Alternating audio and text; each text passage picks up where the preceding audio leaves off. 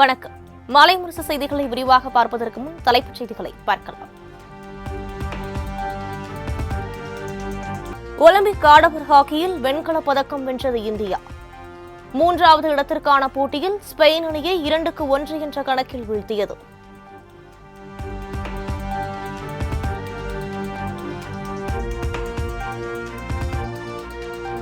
Paris Olympic போட்டியில் இந்திய ஆடவர் ஹாக்கி அணியின் கேப்டன் ஹர்மன்பிரீத் அசத்தல் சாதனை. 8 போட்டிகளில் விளையாடி 10 கோல்களை அடித்து அபாரம்.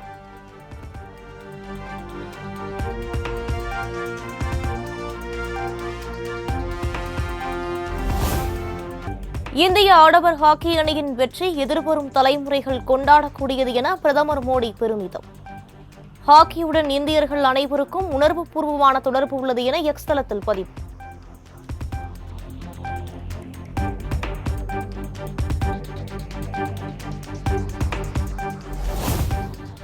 பாரிஸ் ஒலிம்பிக் மல்யுத்த போட்டியில் இந்திய வீரர் அமன் ஷராவத் அரையிறுதிக்கு முன்னேற்றம்.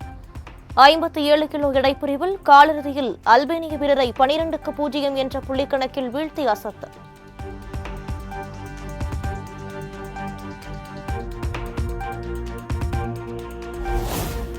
மல்யுத்தத்திலிருந்து ஓய்வு பெறுவதாக வினேஷ் போகத் அறிவிப்பு.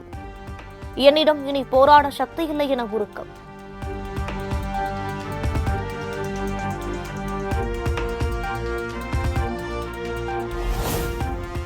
நான்கு நாட்கள் நடைபெறும் மாமதுரை நிகழ்ச்சி கோலாகல தொடக்கம். முதலமைச்சர் மு.க. ஸ்டாலின் காணொலி மூலம் தொடங்கி வைத்தார்.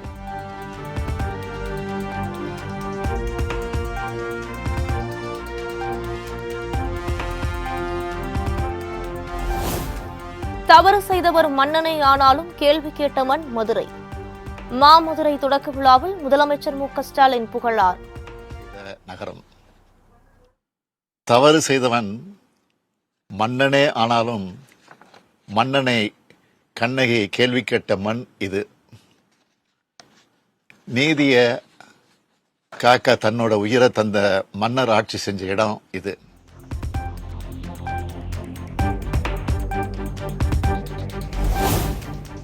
அரசு பள்ளி மாணவர்களின் உயர்கல்வி சேர்க்கையை உயர்த்திடும் வகையில் தமிழ் புதல்வன் திட்டம். கோவையில் நாளை தொடங்கி வைக்கிறார் முதலமைச்சர் மு.க. ஸ்டாலின்.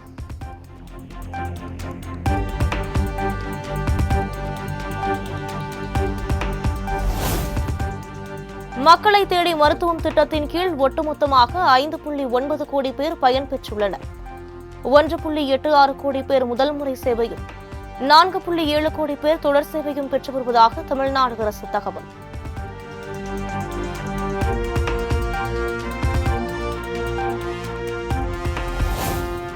எல்லை தாண்டி மீன்பிடித்ததாக தமிழ்நாடு மீனவர்கள் 32 பேரை கைது செய்தது இலங்கை கடற்படை. 4 நாட்டு படகுகளையும் பறிமுதல் செய்து இலங்கை கடற்படை தொடர்ந்து அட்டூழியம்.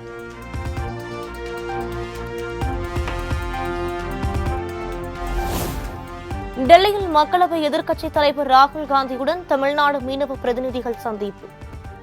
இலங்கை கடற்படையினரின் தாக்குதல், மீனவர்கள் சிறைப்பிடிப்பு உள்ளிட்ட பிரச்சினைகள் குறித்து கேட்டறிந்தார்.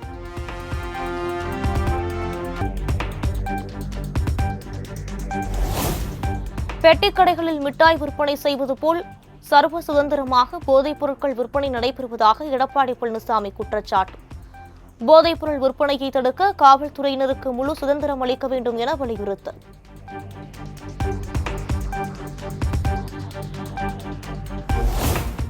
சட்டவிரோத பணப்பரிமாற்ற வழக்கில் முன்னாள் அமைச்சர் செந்தில் பாலாஜிக்கு எதிரான குற்றச்சாட்டு பதிவு. வழக்கு விசாரணையை வருகிற 16ஆம் தேதிக்கு ஒத்திவைத்து சென்னை முதன்மை அமர்வு நீதிமன்ற நீதிபதி அல்லி உத்தரவு.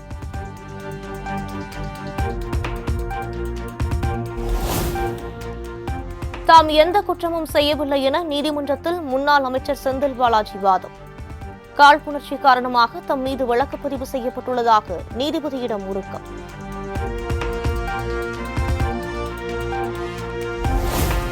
சச்சார் கமிட்டி அறிக்கை அடிப்படையிலேயே வக்பு சட்டத்தில் திருத்தம் மேற்கொள்ளப்பட்டதாக மத்திய அமைச்சர் கிரண் ரிஜிஜு விளக்கம். சட்ட திருத்த மசோதாவால் இஸ்லாமிய மக்களுக்கு எந்த பாதிப்பும் இல்லை எனவும் மக்களவையில் பேச்சு.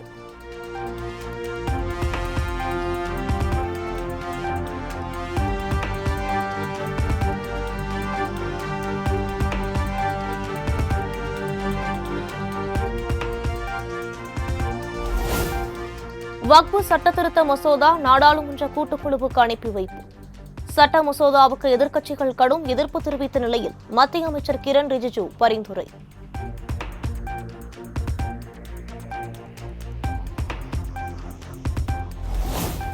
மத்திய அரசு தாக்கல் செய்த வக்பு வாரிய சட்டத்திருத்த மசோதாவிற்கு திமுக கடும் எதிர்ப்பு. கூட்டாட்சி தத்துவம், மத சுதந்திரம் ஆகியவற்றுக்கு எதிரானது என எம்பி கனிமொழி ஆவேசம்.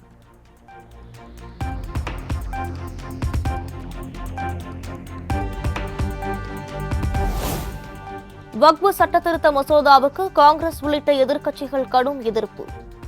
வக்பு சட்டத்திருத்தம் அரசியலமைப்பு வழங்கியுள்ள உரிமைகளுக்கு எதிரானது எனவும் எம்பி கே.சி. வேணுகோபால் கருத்து.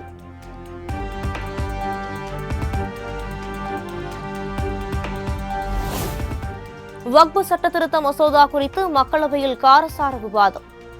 சபாநாயகர் உரிமை தொடர்பாக சமாஜ்வாதி கட்சி எம்பி அகிலேஷ், மத்திய அமைச்சர் அமித்ஷா இடையே கருத்து மோதல். अध्यक्ष के अधिकार अखिलेश जी सिर्फ विपक्ष के नहीं है, पूरे सदन के हैं। इस तरह की गोलमोल बात आप नहीं कर सकते हो। आप नहीं हो अध्यक्ष के अधिकार के संरक्षक।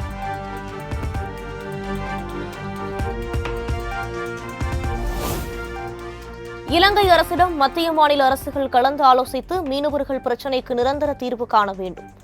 பாமக நிறுவனர் ராமதாஸ் வலியுறுத்தல்.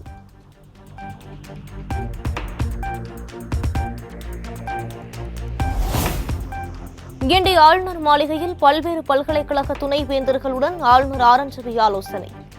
பொறியியல் கல்லூரிகளில் நடந்த முறைகேடுகள் குறித்து ஆளுநர் விசாரணை நடத்தியதாக தகவல்.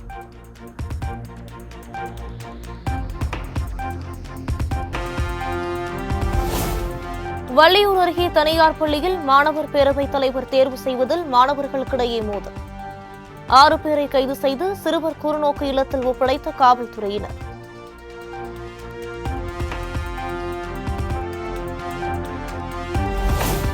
தமிழ்நாட்டில் 24 காவல்துறை உயரதிகாரிகளை பணியிட மாற்றம் செய்து தமிழ்நாடு அரசு உத்தரவு.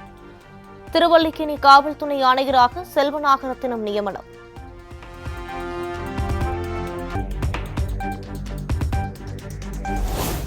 முப்பத்தி காவல்துறை அதிகாரிகளை பணியிட மாற்றம் செய்து தமிழ்நாடு அரசு உத்தரவு. தீவிரவாத தடுப்பு பிரிவு கோவையின் எஸ்பியாக இருந்த சசிமோகன் சிறப்பு அதிரடிப்படை எஸ்பியாக மாற்றம்.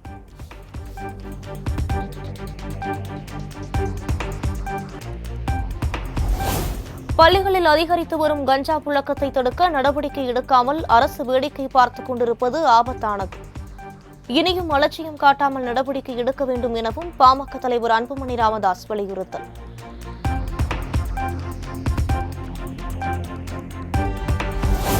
வேதாரண்யத்தில் சாலைகளில் சுற்றித் திரியும் மனநலம் பாதிக்கப்பட்டவர்களை காப்பகத்தில் சேர்க்க எடுத்த நடவடிக்கை என்ன? அறிக்கை தாக்கல் செய்யும்படி தமிழ்நாடு அரசுக்கு சென்னை உயர்நீதிமன்றம் உத்தரவு.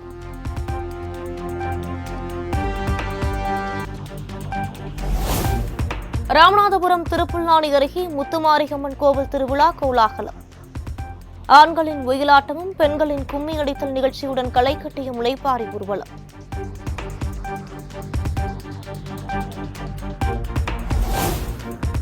கிருஷ்ணகிரி, தருமபுரி, திருப்பத்தூர், திருவண்ணாமலை, விழுப்புரம், செங்கல்பட்டு ஆகிய 6 மாவட்டங்களில் இன்று கனமழைக்கு வாய்ப்பு. வரும் 11ஆம் தேதி கோவை, நீலகிரி, ஈரோடு, சேலம், தருமபுரி, கிருஷ்ணகிரி ஆகிய மாவட்டங்களில் கனமழை பெய்யக்கூடும் எனவும் சென்னை வானிலை ஆய்வு மையம் அறிவிப்பு.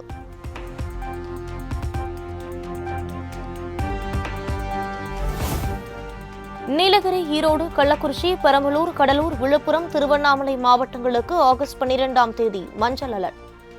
புதுச்சேரியிலும் கனமழைக்கான எச்சரிக்கை விடுக்கப்பட்டுள்ளதாக வானிலை ஆய்வு மையம் தகவல்.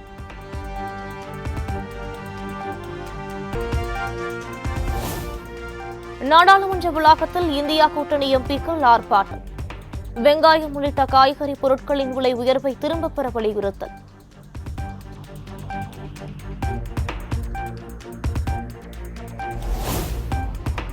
கர்நாடக முதலமைச்சர் சித்தராமையாவுடன் ஆந்திர துணை முதலமைச்சர் பவன் கல்யாண் சந்திப்பு. மரியாதை நிமித்தமாக சந்தித்து பேசியதாக பேட்டி.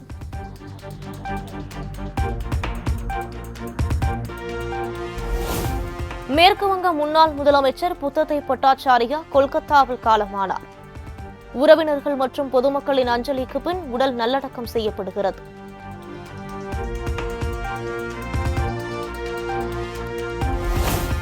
மேற்கு வங்க முன்னாள் முதலமைச்சர் புத்ததேவ் பட்டாச்சாரியா மறைவுக்கு முதலமைச்சர் மு.க. ஸ்டாலின் இரங்கல். சமத்துவத்தை வளர்க்கவும் சமூக நீதிக்காக வாதாடவும் தன்னை அர்ப்பணித்தவர் எனவும் புகழார்.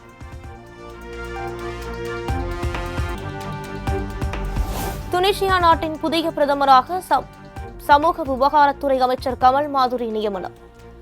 அந்நாட்டின் ஜனாதிபதி ஜெய் சமீத் உத்தரவு.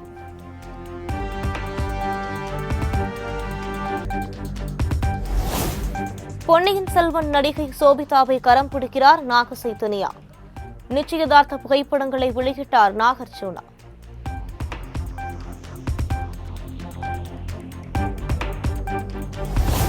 நடிகர் ஃபகத் பாசிலுக்கு லைகா நிறுவனம் பிறந்த நாள் வாழ்த்து.